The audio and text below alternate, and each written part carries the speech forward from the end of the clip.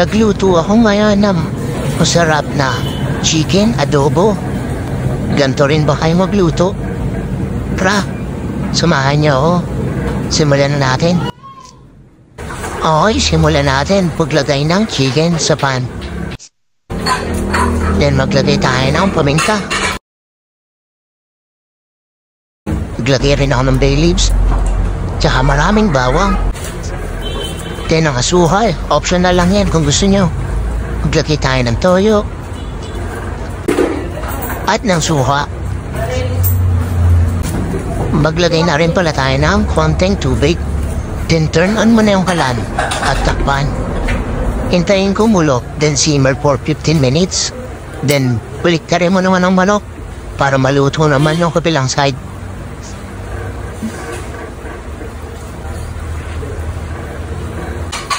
Takpan at lutuin ulit ng 15 minutes. Then set aside muna natin yung sabaw. Maglagay tayo ng mantika. Konti lang. Pansir lang natin ng mga ilang minuto. Then baliktarin na natin. Makakatulong to para mas masarap ng ating adobo. Optional lang to kung ayaw nyo. Okay lang rin. Then after ng ilang minuto, baliktarin na ulit natin ang chicken. Bandayan nyo, baka masunog yan.